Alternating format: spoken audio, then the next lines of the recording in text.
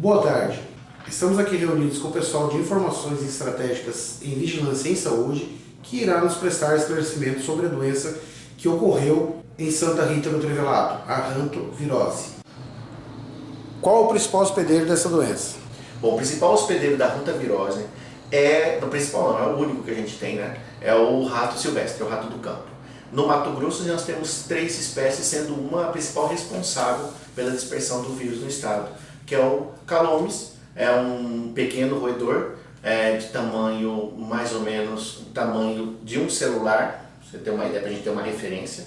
Esse animal possui a cauda um pouco maior que o corpo dele e é um animal que sobrevive exclusivamente em região de campo e silvestre. É um animal que vive e se alimenta de grãos, principalmente de soja, milho, né, que ocorre quase todo o Mato Grosso, né, em lugares que adotaram a agricultura como economia principal, e esse é o principal hospedeiro da doença, que pode estar transmitindo para os seres humanos.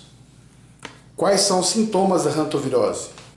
Os sintomas são parecidos com o sintoma de uma gripe comum, ou seja, febre alta, acima de 38,5, dor de cabeça, dor na barriga, dor abdominal, né? Dor na parte traseira, ou seja, dor lombar, eu já disse cefaleia, dor de cabeça, fraqueza e dores no corpo.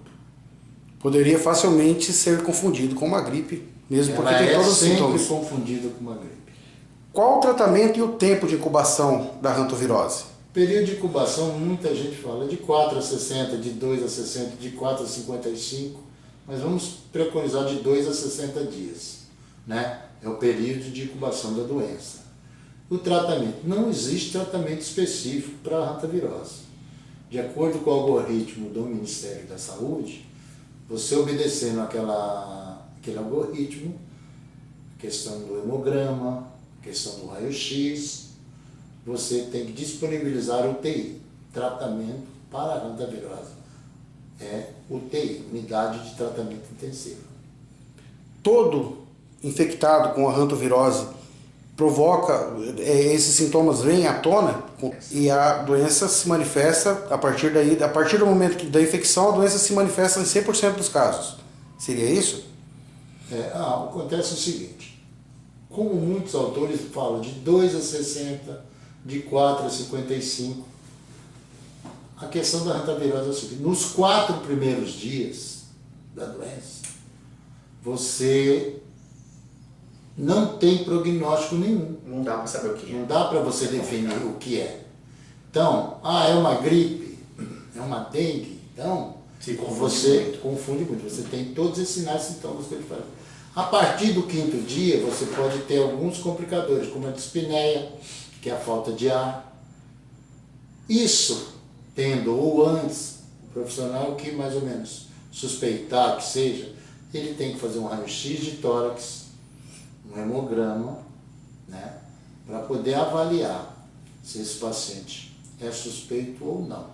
De acordo com essa dispneia, que às vezes é uma dispneia moderada, mas assim 90% dos casos que a gente teve em Mato Grosso, 90% dos casos, as pessoas já estavam em estado grave. Já foi avançado. Né?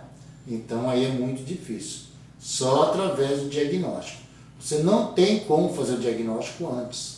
O que o programa do Estado tem preconizado, que nós estamos realizando, é o seguinte: em todos os municípios em que obtiveram caso, pelo menos pela primeira vez, e ao redor nós temos aí Mutum, Lucas do Rio Verde, Campo Novo do Parecis e uma série de outros municípios que já apresentaram os casos da doença, o principal fator é o seguinte: dificilmente um médico ou uma pessoa que não viu essa doença anteriormente vai ter oportunidade para desconfiar dela. Né? Então há necessidade de se ver. Então o que o Estado de Mato Grosso tem feito, a Secretaria Estadual de Saúde e o CIEDS, a gente tem feito junto com a Vigilância Epidemiológica. Nós temos ido aos municípios, fazendo as orientações exatamente para despertar essa vigilância. Quanto mais pessoas souberem sobre a doença, mais a gente tem possibilidade de ter pessoas, salvar pessoas, que é o nosso objetivo. Outro item importante, respondendo aquela pergunta que você tinha feito aí, sobre se existe alguma pessoa que pode ter sido contato com o vírus e ela não desenvolver a doença, Existe sim, existe alguns casos como em qualquer tipo de doença, existem pessoas que são imunes, mas a gente não joga com essa possibilidade, até porque é um risco muito grande para a vida das pessoas, né? Então a gente se preocupa com todos os casos para a gente poder resolver. Seu Sidão, qual a taxa de mortalidade dessa doença? Bem, nós temos que explicar o seguinte, nós temos uma série histórica de 1999 a 2014. 1999 foi quando surgiram os primeiros casos. Então, assim, nós temos em torno de mais ou menos 230 casos no estado desde 99 a 2014. Desses 230 casos, nós tivemos um número de óbitos em torno de 107, que dá aí em torno de 46,67%, e de cura 123 pessoas, dando em torno de 53,33%. Então você vê, quando a gente fala que de cada 2 morre um, a média é mais ou menos essa. Existe a possibilidade de se tornar uma epidemia? Não é questão que é epidemia. Ela tem o seu tempo de aparecer bastante. Só que algumas regiões do Brasil, ela aparece em agosto, setembro, outubro. Nós não. Mato Grosso é de janeiro a janeiro. Mesmo na época de chuva, aparecem os casos, como apareceu de Lucas, não é? Uma época difícil, vai ser na época da seca, agosto, setembro, outubro, quando se começa a fazer a colheita, né? O tempo fica seco, fica aquela poeira, e isso é um perigo danado. Aí acontece os maiores números de casos. Assim, quando tem maior número de infestação, maior o número de casos que aparece. Entendeu? Como essa doença é transmitida? Agora essa é boa. Bom, a transmissão da hantavirose, ela é feita através da inalação de fezes, a poeira contaminada por fezes, saliva ou urina do roedor. Onde que tem essa poeira? Então, aí, o pessoal que trabalha em campo, geralmente tem armazena seus grãos aí. A hora que você vai limpar ou você vai transportar esses bags ou vai estar fazendo a alimentação do animal, todo aquele pó que solta dos grãos pode estar contaminado pelas fezes, pela urina dos roedores silvestres. Isso acaba sendo a forma com que o vírus chega até o corpo da gente. Quando você respira aquele particulado, que é um particulado pequeno, né, uma partícula muito pequena, menor que o fio de cabelo, e agregado a essa poeira, chega a nível de alvéolos, e nesse alvéolos o vírus ele consegue entrar na célula pleural, e aí ele começa a reprodução, e aí começa a trazer os primeiros sintomas da doença, que são os sintomas que o Sidão apresentou anteriormente. Tendo esses sintomas, pode estar evoluindo para a fase mais perigosa da doença, que é a síndrome cardiopulmonar, e onde a gente tem a possibilidade aí do infiltrado intersticial, ou seja, vai encharcando, em outras palavras, encharcando o pulmão do paciente, e ele acaba se levando a óbito aí por um encharcamento ou um derrame pleural aí lotado no pulmão. Anteriormente a esta fatalidade ocorrida alguns dias em Trivelato, que infelizmente levou um de nossos munícipes a óbito, qual seria a possibilidade de se diagnosticar uma doença como a hantavirose em nosso município? Vai acontecer. Primeiro, assim, difícil? É muito difícil. Primeiro que não dá para você diagnosticar. Primeiro você tem que ter uma suspeita. Como a gente falou anteriormente dos sinais e sintomas, você confunde com dengue, confunde com leptospirose, com gripe, uma série de outras doenças que fazem parte de um grupo. São as síndromes febris ictus hemorrágicas. Mas assim, isso serve de orientação para todos, não é? Que você costuma se trabalhar numa cidade, que você faz o protocolo dia a dia, isso, aquilo, pá, é febre, é dengue, não sei o que, papapá. Quando você encontra com um caso desse, que te repercute, você volta atrás e fala, puxa vida, no que é que eu falhei, no que é que eu errei, não é? Então aqui, ninguém está colocando a culpa nem A nem B, como a gente falou hoje na palestra. Mas é muito difícil de suspeitar.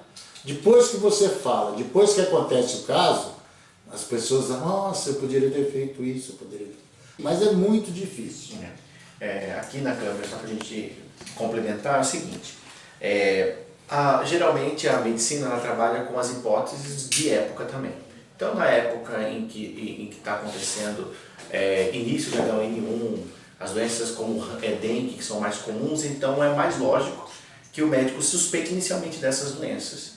Como hantavirose é um evento novo para a cidade de Santa Rita do Trivelato, é uma situação nova, dificilmente haveria desconfiança dessa doença se a pessoa não tiver experiência ou contato anterior a esse, né? Então a gente chama agora esse caso de um caso sentinela, que a partir desse momento a Secretaria Estadual de Saúde, o CIEBS, junto com a própria a Vigilância em Saúde, implantar um programa que melhore a sensibilidade não só do profissional médico que trabalha aqui na cidade, mas também com toda a equipe. Porque não é só responsabilidade médica identificar essa situação. Então, nós temos uma série de outros, faz parte da equipe, e todos da equipe de uma unidade de saúde podem e têm a possibilidade de conhecer sobre essa doença. Como foi o primeiro caso, a partir desse momento que a gente faz a implantação, e aí, futuramente, provavelmente a gente vai ter uma melhor detecção da hantavirose na Santa Rita do Trivelato. Quantos casos já foram registrados aos redores de Santa Rita do Trivelato? Ou seja, em municípios vizinhos ao Nova? 4 casos. 2 no ano passado, de Nova Mutum, né? E 1 de Lucas, que foi esse ano. E agora o de Trivelato. Isso começa a mostrar que a doença ela começa a ser avançada. Entendeu? Então, todos os locais de produção de grãos, nós temos que ter muito cuidado e não deixar passar batido. Ah, Sorriso não tem. Pode ter passado batido? Com certeza já passou. Como aconteceu com o Lucas, né? Lucas passou batido.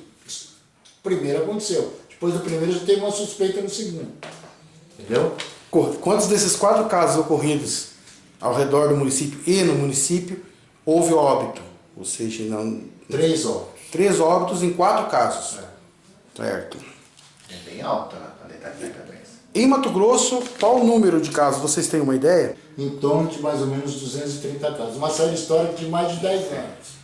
Agora, suspeito em 2014, suspeitos, que não são casos confirmados, nós tivemos 18 suspeitos. Para finalizar, quais são as formas de se prevenir contra essa doença? Primeira coisa, importantíssimo, a partir de agora, o trabalho, e qualquer trabalho desenvolvido no campo, em ambiente fechado, ambiente rural, há necessidade de utilizar uma máscara, que é a máscara P3. Não é qualquer uma.